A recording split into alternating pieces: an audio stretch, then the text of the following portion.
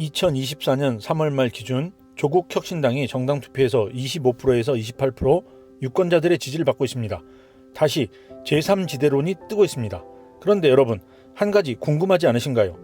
양당제 국가인 한국에서 왜 선거 때가 되면 제3지대론 또는 제3정당이 매번 등장할까요? 2016년 국민의당처럼 제3지대 정당이 성공한 경우도 있는데 왜 그 다음 선거에서는 다시 또 제3지대론이 나오고 신당이 만들어지는 것일까요? 그동안 등장했던 그 많은 제3정당들은 모두 어디로 간 것일까요? 역대 제3지대론. 제3지대론은 선거 직전이면 화려한 불빛을 찾아 날아오르는 분화방 같습니다. 그 이유가 있죠. 거대 양당 정치에 실망한 한국 유권자들은 선거가 다가오면 혹시 대안이 있는지를 찾아봅니다. 신호를 보내죠.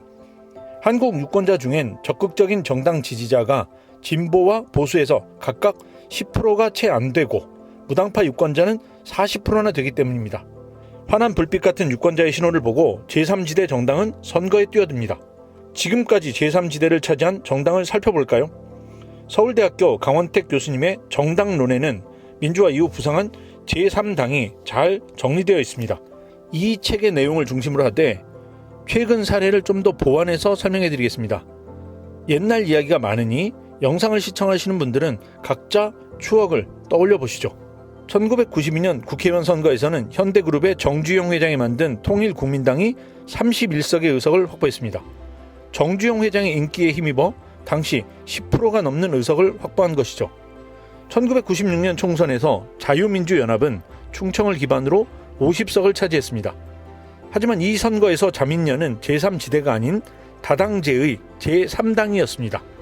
정치학에서 양당제인지 다당제인지를 구분하는 기준이 유효 정당수입니다. 유효 정당수가 3이 넘으면 다당제가 됩니다. 유효 정당수가 3.2였던 이 시기 자민련의 50석은 3당으로 충분한 의석에 해당하죠. 2004년 민주노동당은 1인 2표제로 선거제도가 바뀌면서 13%의 정당 득표에 기반해 10석을 확보했습니다. 거대 양당제에서 제3지대를 형성합니다. 과거 운동권 출신 혁신 세력의 의회 진출이라는 특징을 보여줍니다. 2008년 선거에서는 보수 진영에서 이회창 총재를 기반으로 한 자유선진당이 18석을 확보합니다. 또한 문국현 의원을 기반으로 한 창조한국당이 3석을 확보하면서 제3지대를 확대했습니다. 2008년 미국산 소고기 문제가 있었고 여당 내 친이계와 친박계가 대립하면서 친박연대도 14석을 확보한 선거입니다. 5석의 민주노동당까지 제3지대가 가장 활성화된 선거였습니다. 2012년 선거에서는 통합진보당이 13석을 확보했습니다. 자유선진당은 5석의 의석으로 축소되었습니다. 선거 후 통합진보당은 정당 해산이 되고 맙니다. 2016년 선거에서 제3지대가 다시 돌풍을 불러일으킵니다. 안철수 대표의 국민의당이 38석을 확보하면서 한국을 다당제에 해당하는 2.9당 체제로 만든 것입니다. 즉 유효 정당수에서 0.9 정당이 된 것이죠. 국민의당은 호남 지역의 의석 25석을 모두 가져오면서 지역정당으로서 제3지대의 힘을 보여주었습니다. 2020년 총선에서는 위성정당들이 등장했고 선거 이후 기존 정당과 합치면서 실제 제3지대로서는 의미가 없었습니다. 새로 뛰어든 제3지대의 정당은 없었고 정의당이 6석, 국민의당이 3석, 그리고 열린민주당이 3석을 확보했습니다. 정리해보면 제3지대가 눈에 띈 선거는 정주영 회장의 1992년 선거, 민주노동당이 원내 진입한 2004년 선거, 그리고 이회창 대표의 자유선진당과 문국현 대표의 창조한국당이 나온 2008년 선거, 그리고 안철수 대표의 2016년 선거가 있습니다. 제법 많죠. 제3지대 제3정당의 유형. 그런데 제3지대를 대선까지 넓히면 더 기억나는 사례들이 있습니다. 이 사례들의 특징이 있습니다. 대선을 앞두고 대선급 인물을 내세워 제3지대를 개척한 것이죠. 앞서 본 정주영 회장의 통일국민당은 1992년 대선에서 16.3%의 지지를 받았습니다. 같은 선거에서 신정치개혁신당의 박찬종 변호사도 6.4%의 지지를 받았습니다. 이인재 의원의 국민신당은 1997년 대선에서 19.2%를 득표했습니다. 2002년 선거에서 정몽준 회장이 월드컵의 지지를 이어 국민통합 21을 만들었지만 선거 전 노무현 후보와 연합했습니다. 2007년 자유선진당의 이회창 후보가 15.1%를 받았습니다. 같은 해 선거에서 창조한국당 문국현 후보는 5.8%를 득표했습니다. 국민의당 안철수 후보는 2017년 선거에서 21.4%의 지지를 받았습니다. 두 번째 제3지대의 경우는 대체로 자유선진당이나 국민의당 사례처럼 지역주의를 내세운 정당이나 민주노동당처럼 이념을 강조하면서 차별화를 꾀한 정당입니다. 정리하자면 제3정당은 두 가지 유형이 있습니다. 첫째, 대선 직전에 제3지대는 인물을 내세워 기존 정당에 대한 대안을 제시하는 전략을 사용한 케이스입니다. 둘째, 총선에서 지역의 표를 가져오는 전략을 쓰거나 기존 정당의 이념에 만족하지 못하는 유권자를 흡수하는 전략을 사용한 제3지대입니다.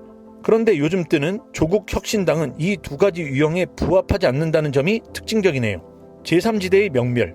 지금까지 제3지대 정당 실험은 대체로 실패했습니다. 대체로 말이죠. 대선에서 패배하면 그 다음 정당은 와해되었습니다. 지역에 기초한 정당도 2000년대 한국 정치 지형이 이념으로 바뀌면서 거대 양당으로 흡수되어 버렸습니다. 그동안의 사례를 기준으로 제3지대가 성공하기 위해선 세 가지가 필요한 것으로 보입니다. 첫째, 제3지대 정당이 내세울 참신한 인물이나 인상적인 정책이 있어야 합니다. 이념적으로 유권자를 끌어모을 가치관이 필요합니다. 하지만 요즘 정당들에선 그 어떤 것도 쉽지 않습니다. 둘째, 유권자들이 선거 마지막에 자신의 표가 사표가 될까봐 거대 정당에 전략적인 투표를 하지 말아야 합니다. 중도 유권자나 거대 양당에 실증난 유권자가 마지막까지 제3지대 정당을 지지해야 합니다.